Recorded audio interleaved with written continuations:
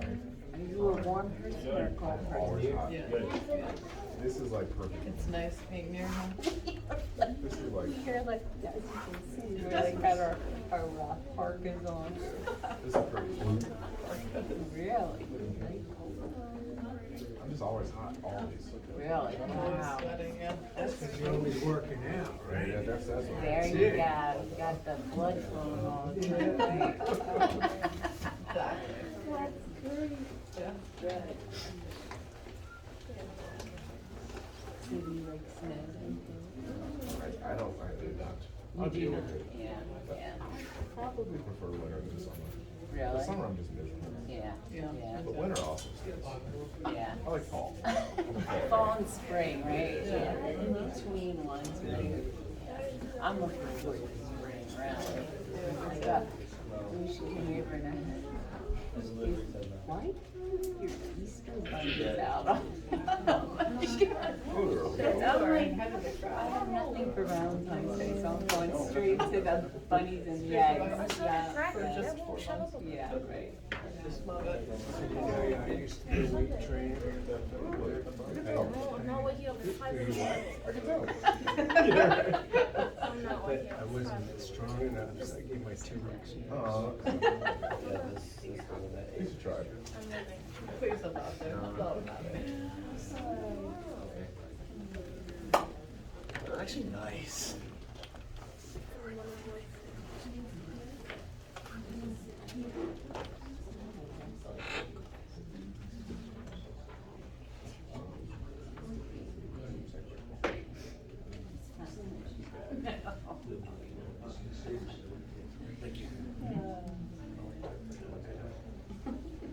How are you? Good.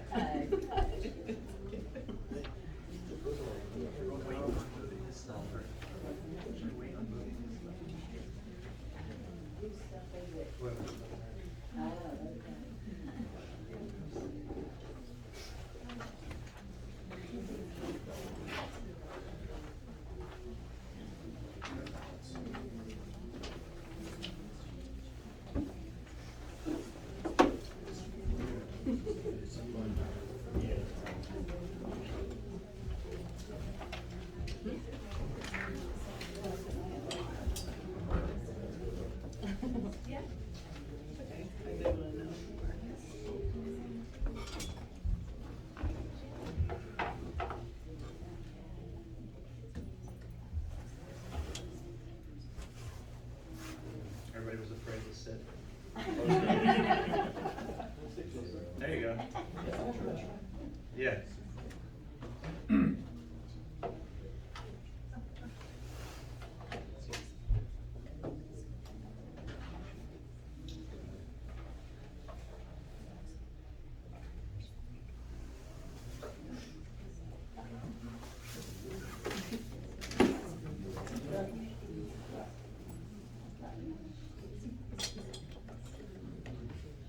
Make sure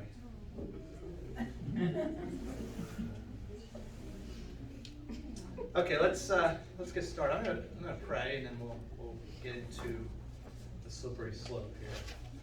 Lord, we thank you for this group that's gathered. We just pray right now, Holy Spirit, that you would illuminate your scriptures and really help us to understand what it is that you have for each one of us in here tonight. I pray this in Jesus' name.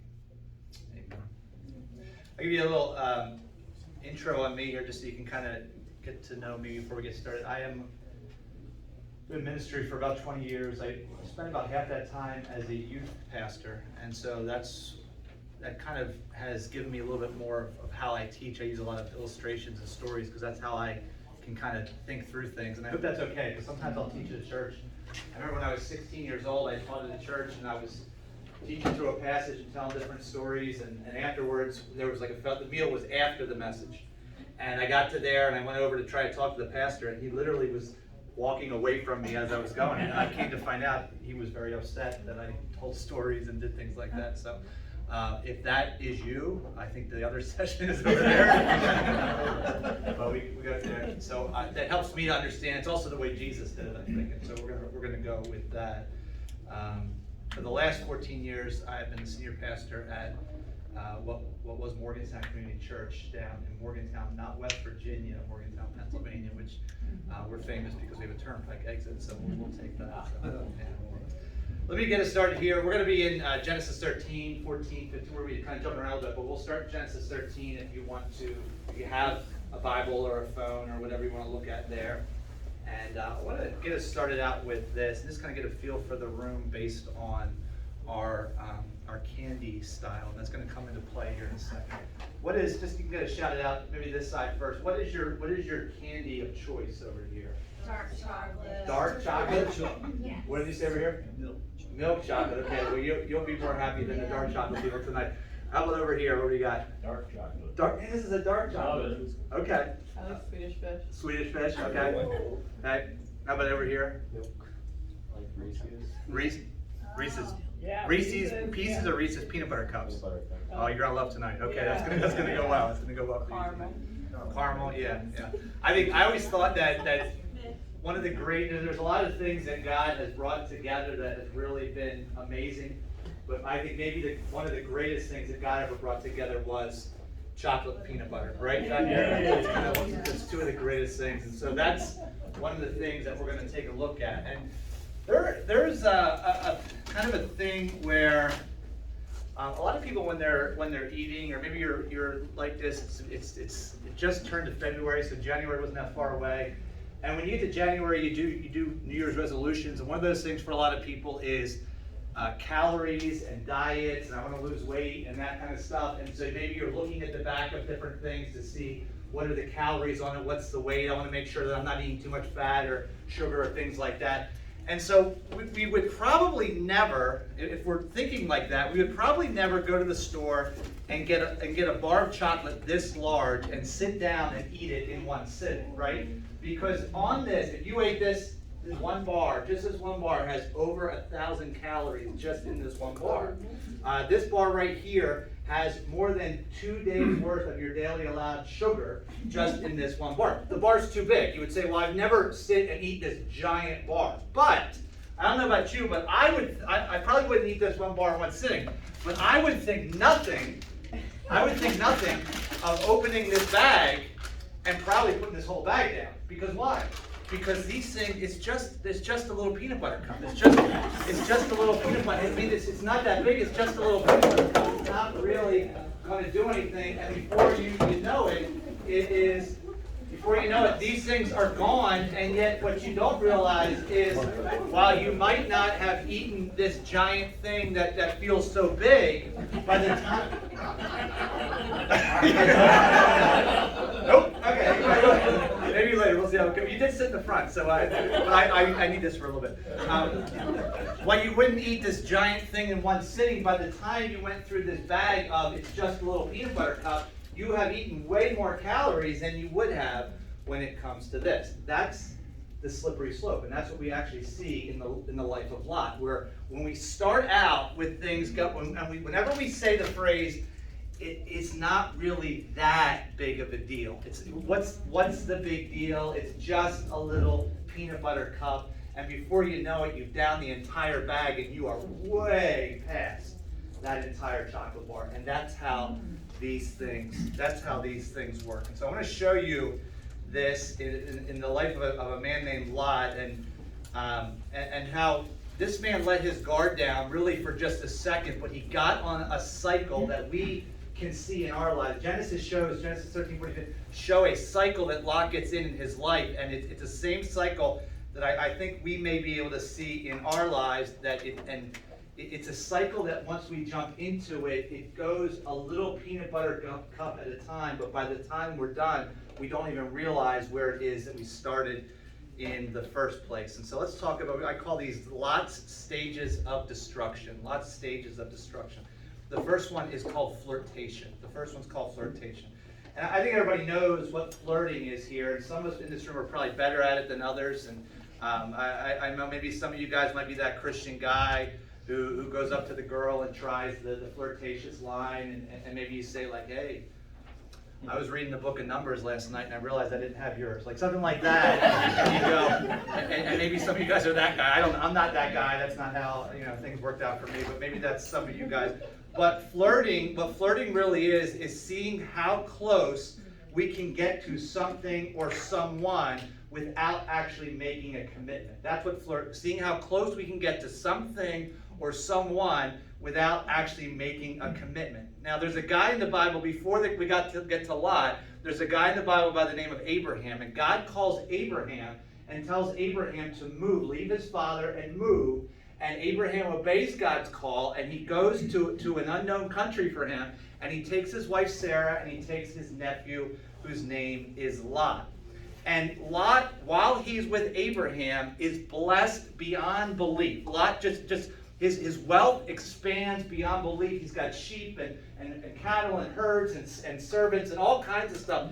So much so that Lot and Abraham's servants start to fight because there's too many of them. And Abraham comes to his nephew Lot and he says, Lot, there's a whole lot of space out here. You decide which way you want to go, and I'll go the other.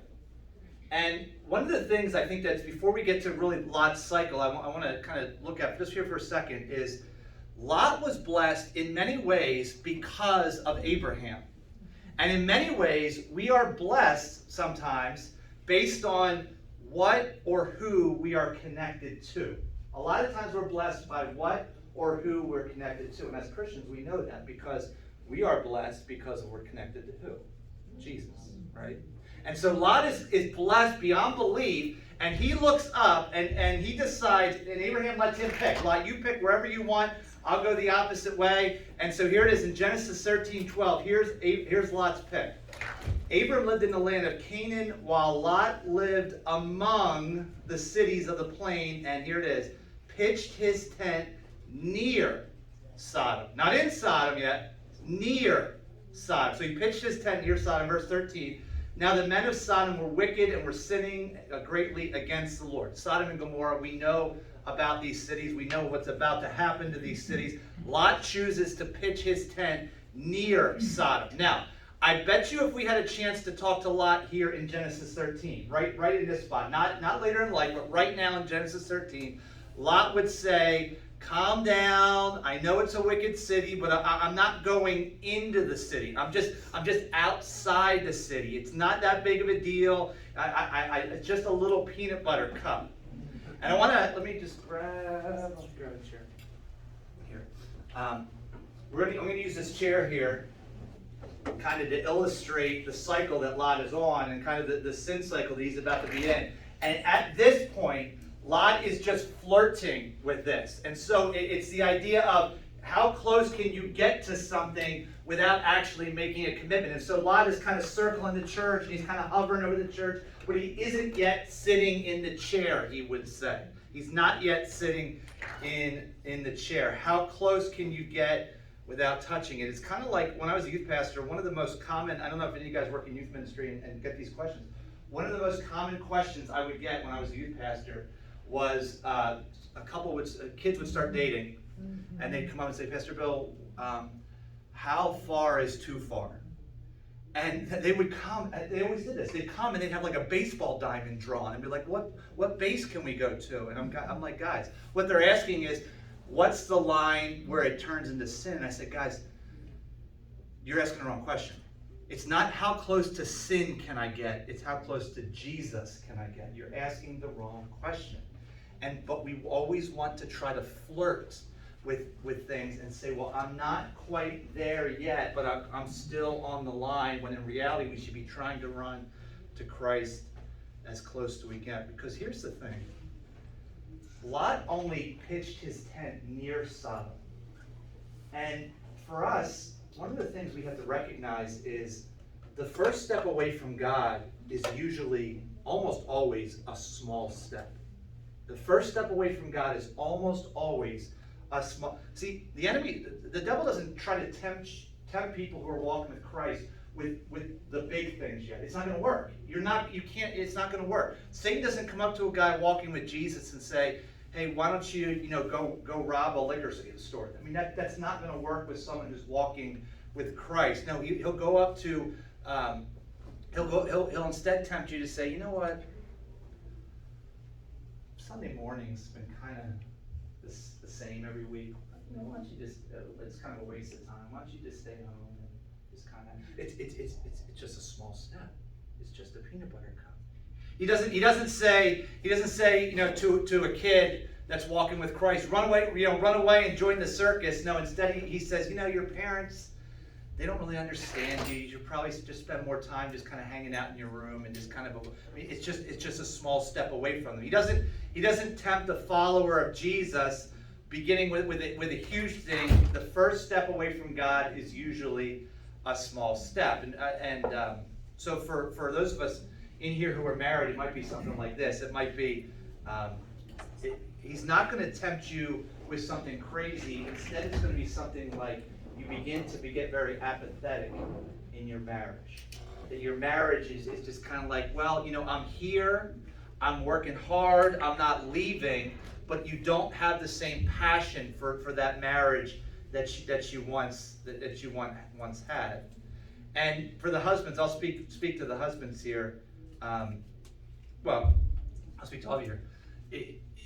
The apathy grows like a small weed. And before you know it, that weed is going to spread. But that weed comes up so quickly that you didn't even realize that it was there. How many of you guys, you like yard work? Guys and gals, how many of you would say you like to do yard work? Okay, keep your hands up. Okay, these are the freaks in the room. I despise it.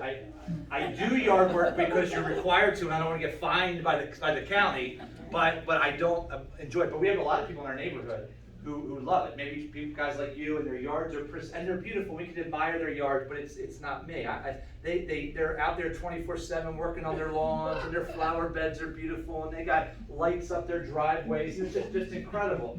I always try to people sometimes people from the church will drive past and they'll be like, you gotta mow your lawn. They'll kind of mock me a little bit, and I always try to turn it around and use the pious pastor answer. I'll be like, if I only have 1 hour to either mow the lawn or help a marriage, what do you think? You try to go that direction, but it's something I do, but I'm very apathetic towards my lawn, and you can tell. I'm very apathetic towards my yard, and you can tell. A lot of marriages are very apathetic. And you don't think we can tell, but people can tell. And it's not, and the part that people can tell isn't the important part. The important part is, are you just starting down a peanut butter cup road that's going to lead to a much bigger bar in your marriage? For men, for example, how do I know if my marriage is apathetic, or how do I get my marriage to be apathetic? Well, guys, it might be something for you like you got to fall into a pattern.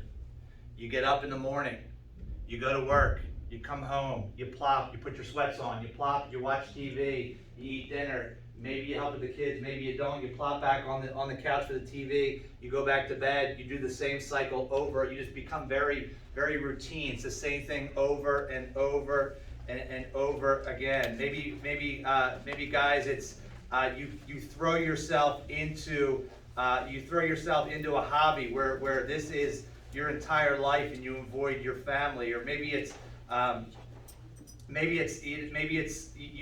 you don't really share your heart with your spouse. You're just kind of roommates. You're just kind of, you live in the same house. You're paying the bills together, but you're not really connecting the way that you once did. You became very apathetic. Lot pitched his tent, not in Sodom to start. He pitched his tent near Sodom. And we have a lot of areas in our lives, if we are not careful, where we are pitching our tent near. We're not sitting in the chair yet. Hey, we're just pitching our tent near Sodom. We're flirting with disaster. We got to ask ourselves, is there anything you're flirting with that you actually should be fleeing from?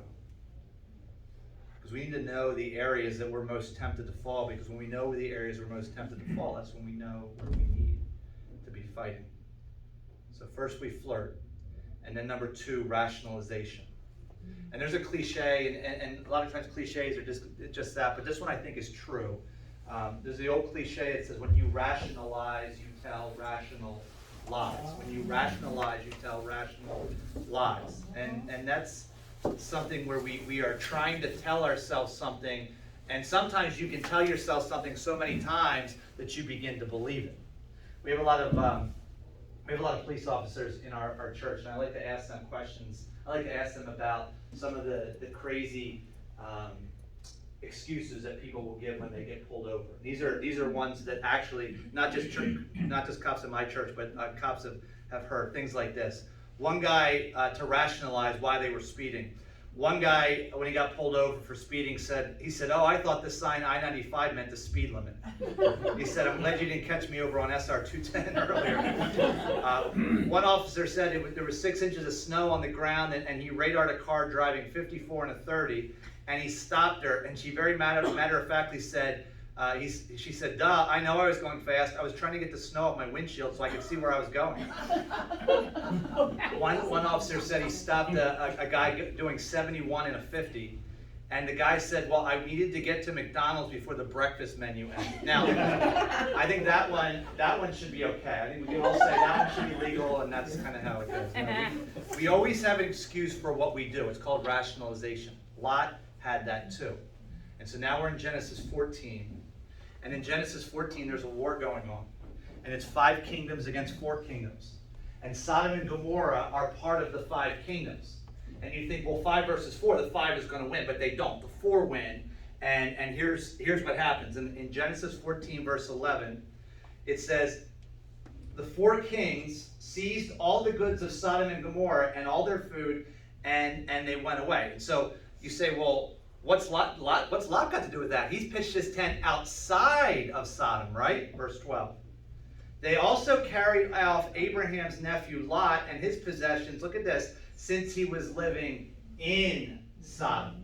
Wait a minute, I thought he pitched his tent outside of Sodom. No, by this time he was living in Sodom, and he probably got there through rationalizing. He probably rationalized his way into the city. Look, I got a lot going on, and it's just easier for me to live inside, or I can have a better business if I live inside, or I can sell my goods better if I live inside, or you know, my wife has joined the Sodom YMCA, or you know, it's easier on Sunday for me to go to the Sodom Walmart after church. Whatever it might be, he rationalizes why he gets in there. Once you begin to tell yourself the wrong thing, you're going to begin to rationalize things in your mind that simply are not true, that simply are not profitable, and simply are not what God has for you. And that's exactly what Lot does here.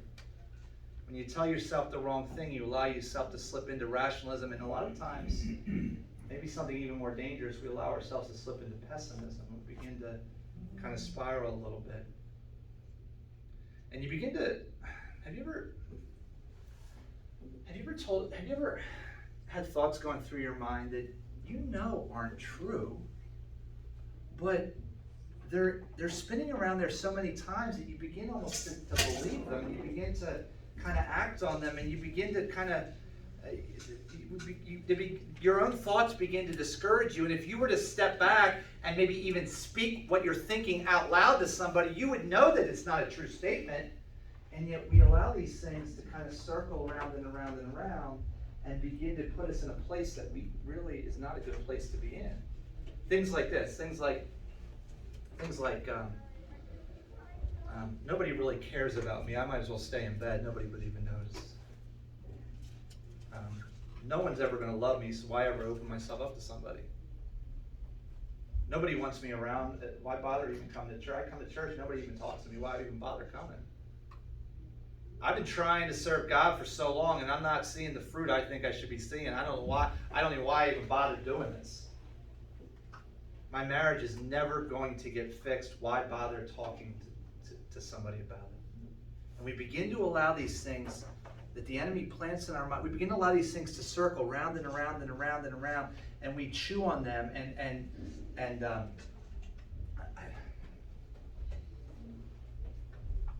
going to tell you it anyway. Here we go. We live sort of in Amish country, and so there's just cows everywhere. And one of the things that cows do is something called ruminating. And what it means to ruminate, what a cow does is it'll eat something. I'm not trying to get gross, but I want you to get the image here. Okay.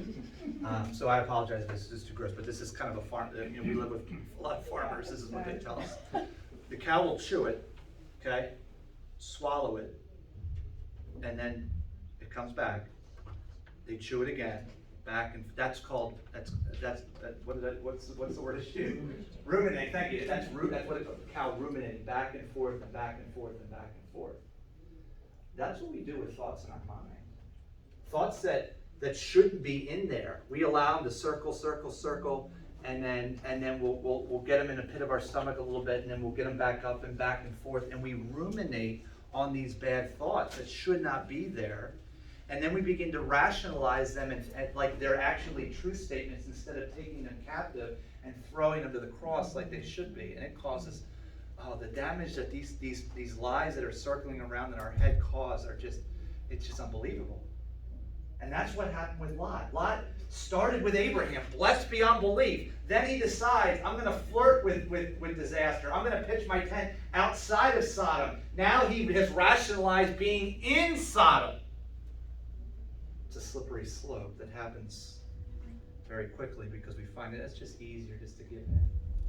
It's just easier to go with this. And when we rationalize, that leads to number 3, transformation. See, the thing about sin is you can't get involved with it for too long before changing for the worse. Sin, the Bible says that sin seems good for a season and then. The longer we sit here, the more likely we are to experience transformation in a way we don't want to experience transformation. And so here's what happens. Look at this. Genesis, we're going to skip ahead to Genesis 19, verse 1. Genesis 19, verse 1. It says, now the 2 angels arrived at Sodom in the evening.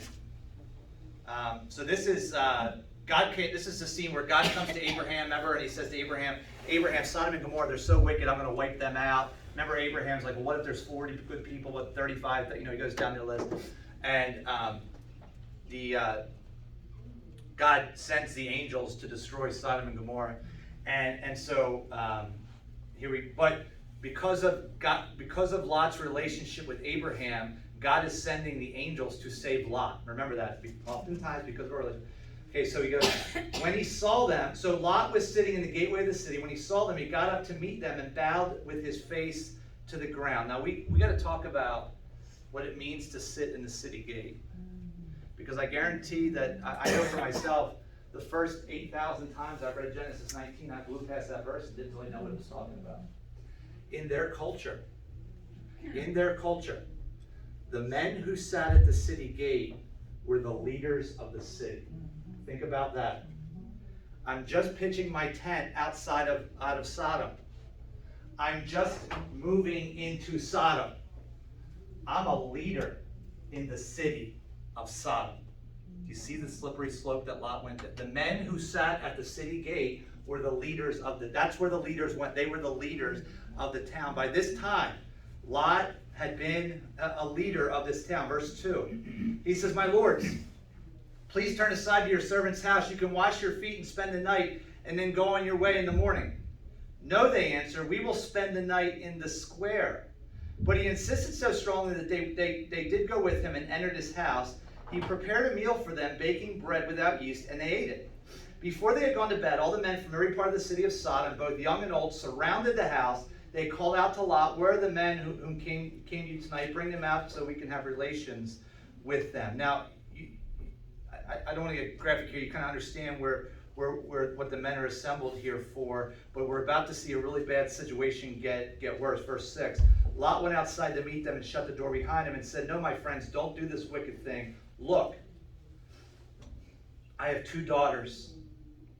Let me bring them out to you, and you can do with them what you like.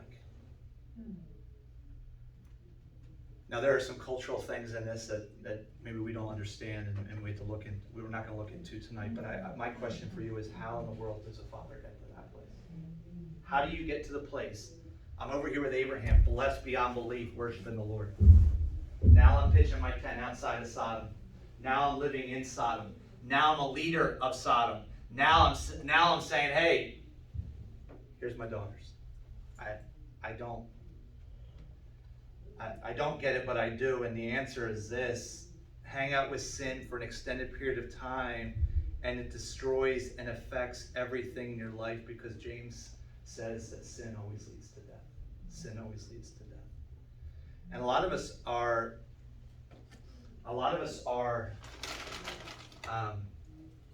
playing with sin because we think, well, it's just a peanut butter cup. It's just a peanut butter cup. It's no. You guys came in earlier. I was throwing candy at people. It's just a peanut butter cup. It's no big deal. Look, it's small. It's not that many calories. It's no. And we're playing with this, and we're playing with this, and hey, now we're just pitching our tent outside of Sodom. Oh, okay. Well, now, okay, we did move inside Sodom, but it's not that big of a deal. Okay, well, now I'm a leader of Sodom, but now I can have more info. Okay, well, yes, now I'm throwing my girls out the door. I'm a father of 3 daughters. I can't comprehend how it goes like this, and yet that's what sin does to us. And we have to ask ourselves, what is it in your life that at one point you thought you would never do? Oh, I'll never do that. I'll never fall into that. And yet now, it's exactly what's happening. Maybe for some of us, maybe you're harboring bitterness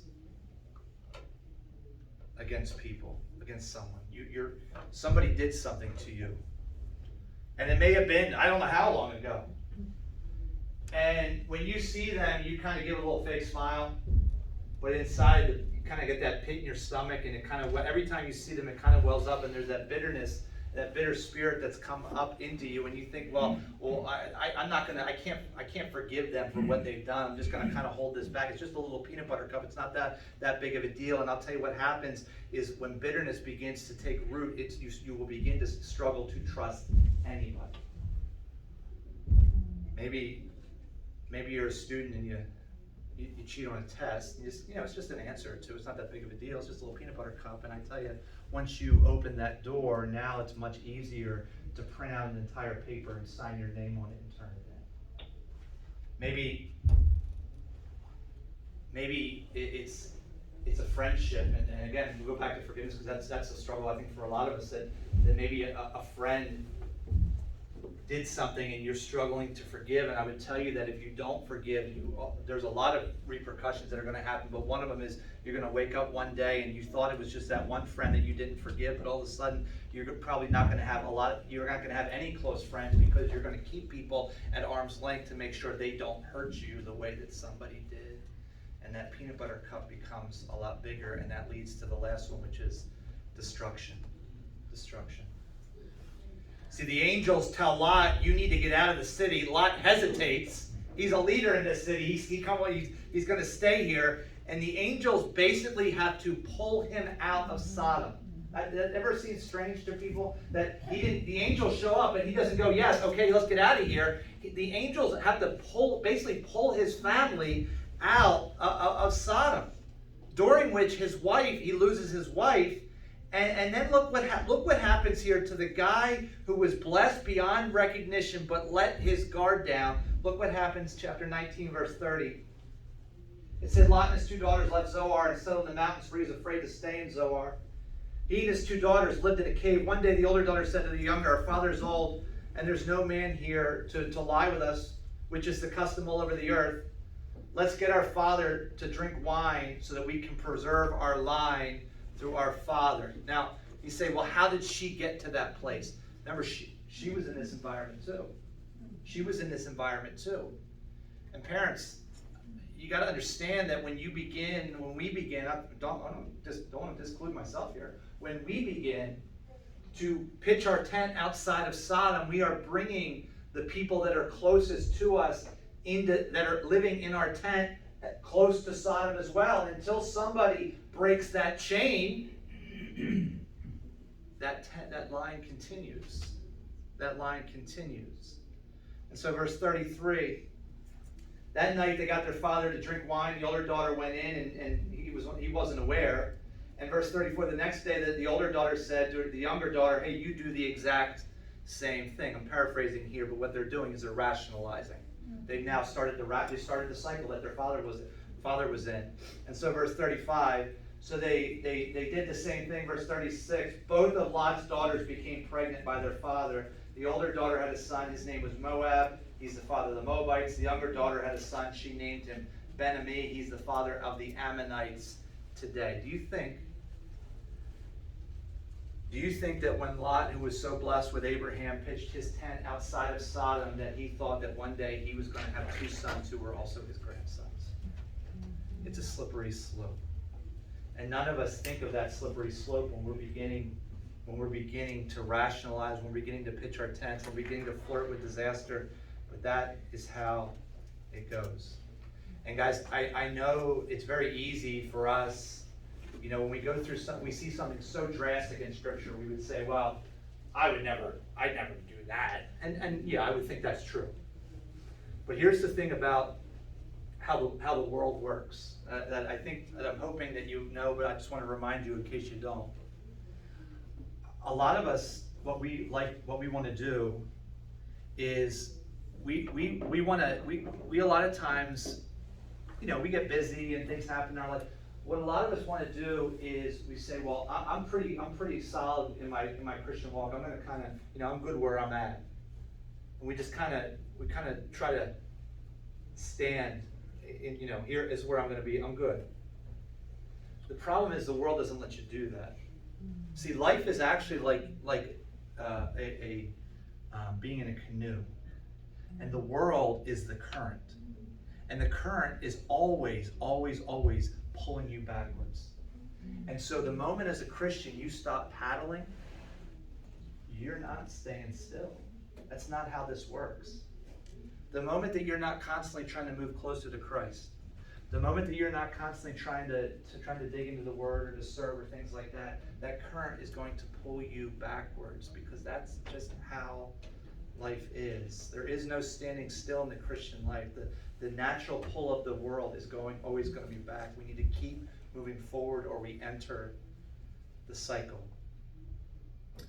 Now, for some of us, I think we can look at Lot's life cycle as kind of a warning, but for some of us, I think we need to examine some things and allow the Holy Spirit to examine some things in our lives and ask questions like, I may not be pitching my tent near Sodom, but have I become apathetic in my marriage and not really pursuing my wife, not really pursuing we've been married for 25 years. She knows how I feel. No. You may not be living in Sodom, but maybe are you spreading rumors and gossip in your class about people in your class? You may not be a leader in Sodom, but are you harboring negative feelings against the people that are around you and letting those things take root in your heart? I think for a lot of us, at any given point, that's something that I think maybe all of us are going to struggle with. But here's the good news. And so there's always, when it comes to Jesus, there's always good news.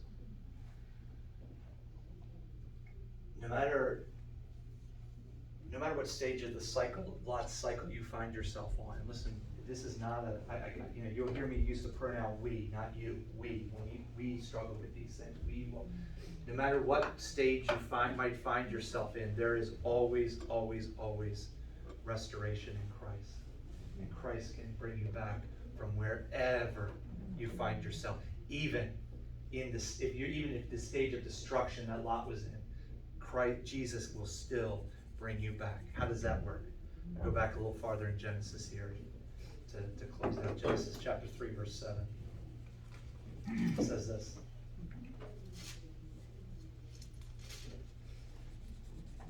It says, in the eyes of both of them, so this is right after the fall of man, okay? Right after they sinned, Adam and Eve sinned. It says, in the eyes of both of them were open, and they realized they were naked, and so they sewed fig leaves together, and they made coverings for themselves.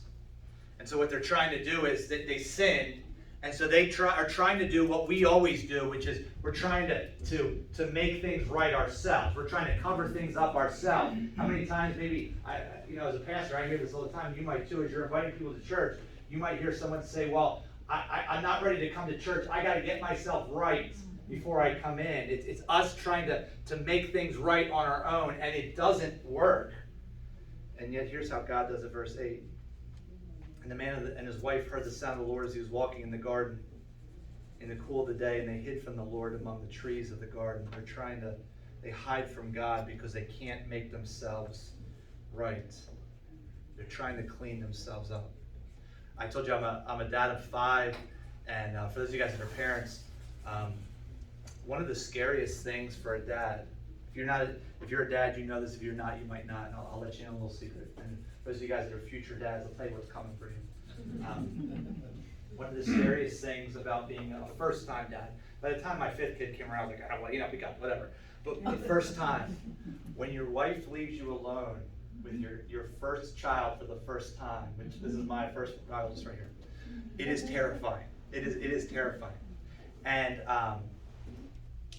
one of the other things that's terrifying as a parent, you'll know this, is as a parent, you long for those brief moments of peace, and they scare you. Because when you can't hear what your kids are doing, that's the time when you're most concerned about what they're doing. And so you'll get those moments, pop up. And so I remember one time, so I'm sorry, it is embarrassing to be a pastor's kid, I'm sorry. But we all did this, it is what it is. One time, when I was home alone with, I don't even know if it was Catherine, but we'll say it was Catherine, one of my kids. Well, I'll say, all right, I'll say it was one of my kids that's not here. We'll say that. Right? It was Ben. It was my oldest son, Ben. And I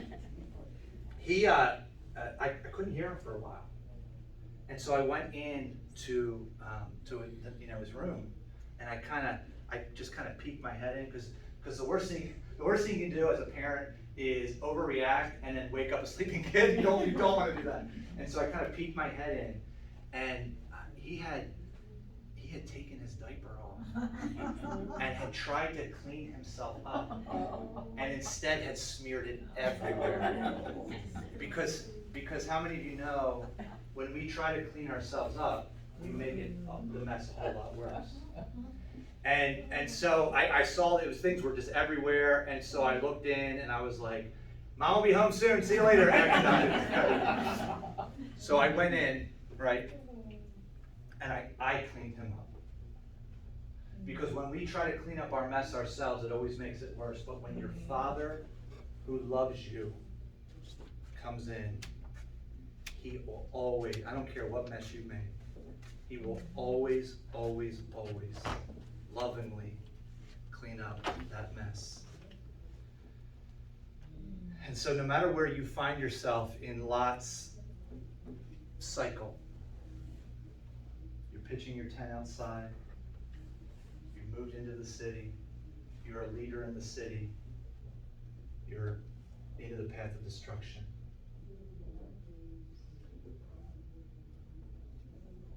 As the Holy Spirit begins to wake you up to the things that you might be doing that are walking away from God, please do not try to clean yourself up before coming back to God. Your Father is there with his arms wide open, waiting and longing to clean you up. That no matter how many times you've done this, that's what he longs to do. That is who your Father is. Okay. Let me pray.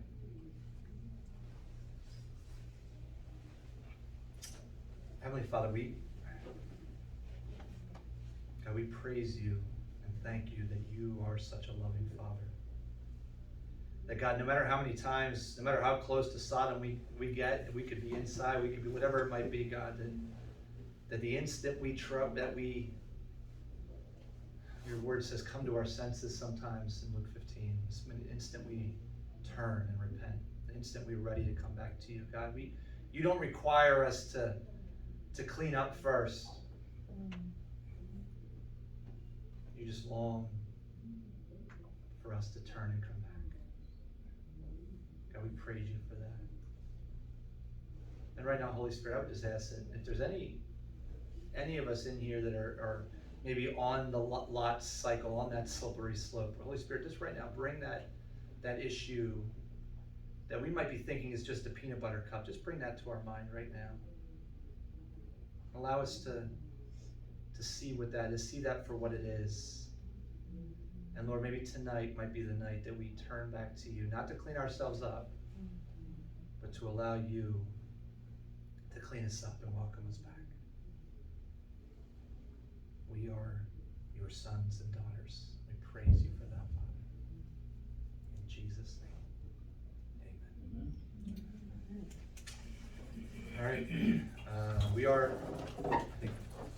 my thing 3 minutes early, but that's okay. The next thing is in the auditorium, the main session. And so you guys can get the better seats than everybody else. And you'll be good to go. All right, thank you.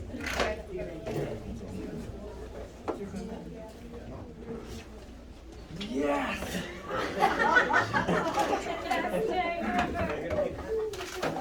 Sitting in the front row pays off. There you go.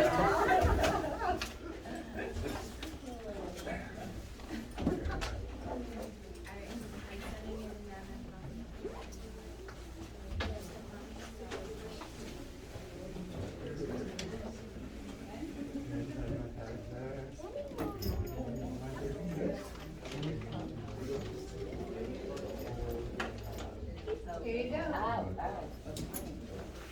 You're in charge now. Charge. I'm in You're in charge now. All right. We can watch Tony sing. Yeah, and You you can come walk down. to the sanctuary with me. I was just giving Nana probably all of the things. All of your Oh, she already done and it. everything. She's good. Okay, you'll come with? I can already carry it, so hey. Oh, yeah. Too. Thank you, appreciate it. Yeah. Sort of random throw things at you, but That's what we were doing earlier.